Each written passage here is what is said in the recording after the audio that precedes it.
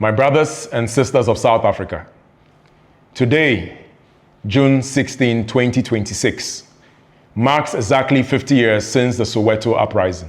50 years ago, thousands of black South African school children walked into the streets of Soweto carrying no weapons.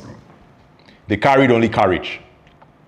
They marched because they refused to accept a system that sought to diminish their humanity, limit their future, and deny them the right to determine their own destiny. Some never returned home. The image of a young Hector Peterson being carried through the streets of Soweto became one of the most defining symbols of Africa's struggle against colonial injustice. The blood of those children awakened the conscience of the world. It transformed the anti-apartheid struggle from a South African cause into an African and a global one. Hector and his friends protested a system that sought to determine from birth how far they could rise in society. They were fighting for opportunity, for the right to participate fully in the economic life of their own country. And so 50 years later, South Africa still confronts this challenge. Only about 5% of black South Africans hold university degrees, compared with nearly 30% of white South Africans. Nearly 6 out of every 10 young South Africans looking for work cannot find it. Millions of young people remain outside employment, education, and training altogether. And so, many of the young people carrying anger in South Africa's streets today are the children and grandchildren of the generation that marched in Soweto in '76. Did the promise for which their fathers and mothers marched and died fully materialize? Because while apartheid has fallen, many of the inequalities that produced Soweto remain visible today. A desire for dignity, opportunity, and a future that seems forever delayed. These frustrations are real. These wounds are real. It hurts, and I feel your pain. And when your frustration persists for decades, people begin searching for someone to blame. But what those brave black South Africans of the Soweto uprising understood was that the source of their suffering was structural injustice.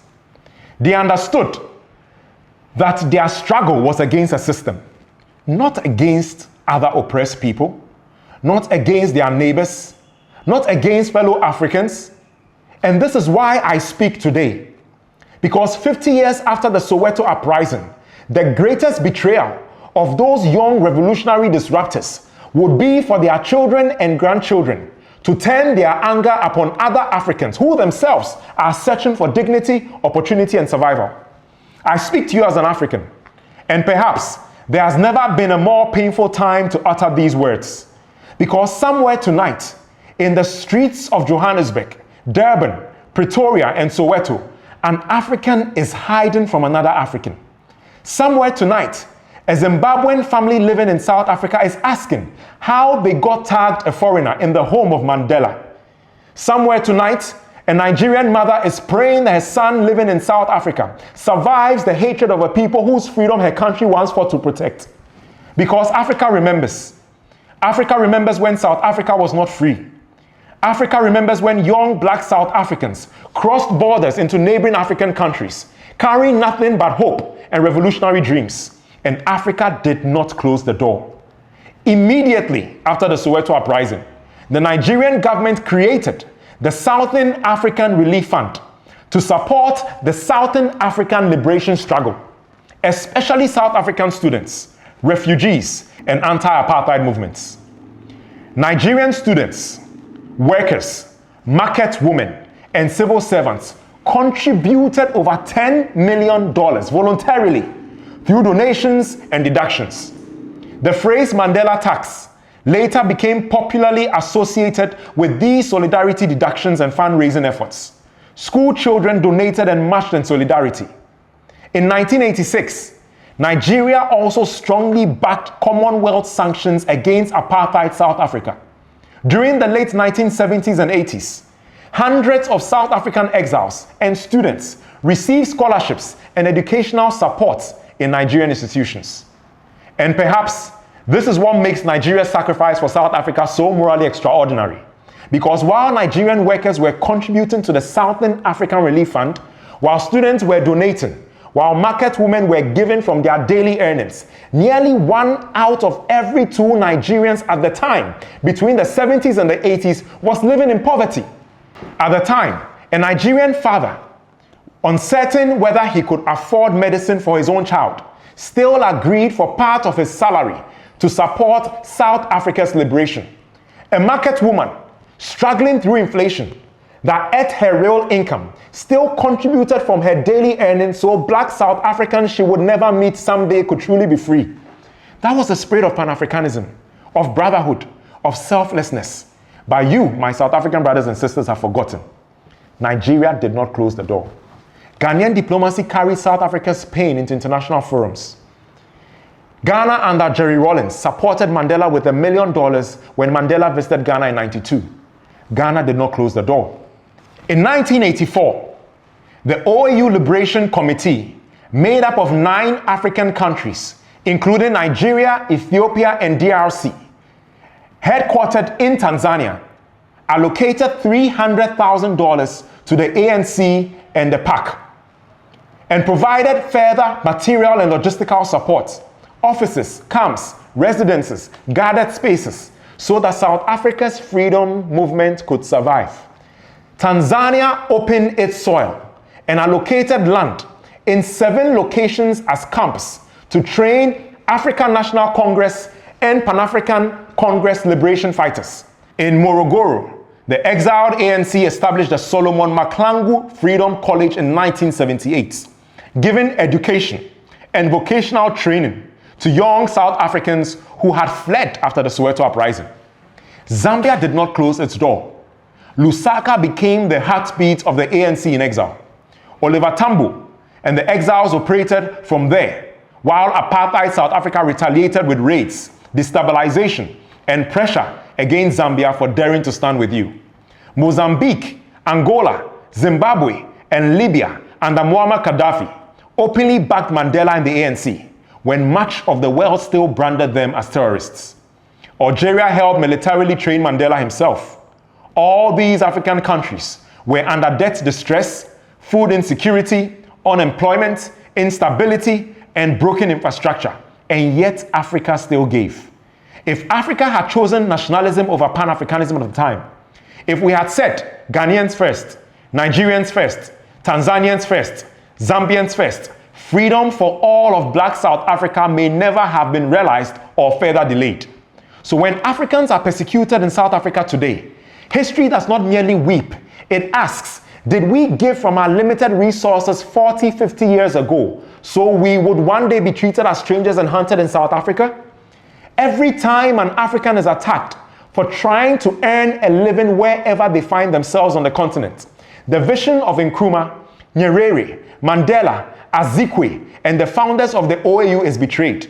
They understood that Africa could never become economically powerful while Africans themselves feared moving across Africa. They understood that trade, labor, talent, business, ideas, investment, and opportunity must circulate across the continent if Africa was ever to rise. So to every young South African carrying anger in the streets today, I say to you, the brothers and sisters you persecute today are from countries that delayed parts of their own development and contributed resources that broke the yoke of apartheid from your necks. The Zimbabwean mechanic working in Durban did not design apartheid economics. The Ghanaian hairdresser in Pretoria did not create land inequality. The Nigerian entrepreneur and Somali shopkeeper in Joburg did not engineer racial capitalism. The poor African hiding from you is not the architect of your suffering. He is often another victim of the same history. To the young women in the streets, chasing terrified Africans through communities, know that somewhere in your own family history is a grandfather who once prayed and begged for freedom. Somewhere in your own bloodline is someone who once depended on the kindness of another African nation and brother. South Africa was never meant to become a fortress against Africans. And what does the South African anthem, God Bless Africa, Inkosi Sikeleli Africa, mean now while Africans flee in fear of African hands? What does it mean to celebrate Mandela Day while humiliating Africans in the streets? What does it mean to attend an African Union event when you present a posture of African disunity? Apartheid was a psychological weapon. It taught black people to fear one another, distrust one another, compete against one another, destroy one another. And every time an African attacks another African, apartheid smiles from the grave because division was always its greatest victory. But the blood of our founding fathers was not poured into the soil so Africa could become hostile to itself. And so tonight, I speak also to the leadership of South Africa and to President Cyril Ramaphosa on this 50th anniversary of Soweto uprising. I often wonder whether Hector Peterson and the young men and women who marched beside him are smiling from eternity. Perhaps they smiled when their sacrifice awakened the conscience of a continent, when Africans from Lagos to Lusaka, from Accra to Dar es Salaam, Harare to Algiers, saw the images of their lifeless bodies and resolved that apartheid must fall. Their martyrdom convinced the continent that the freedom of individual African states was meaningless until South Africa itself was free. The greatest tribute we can pay to the martyrs of 76 is not merely to remember how they died, but to ensure that the oneness of spirit they galvanized across all Africa remains united, dignified, and at peace with itself.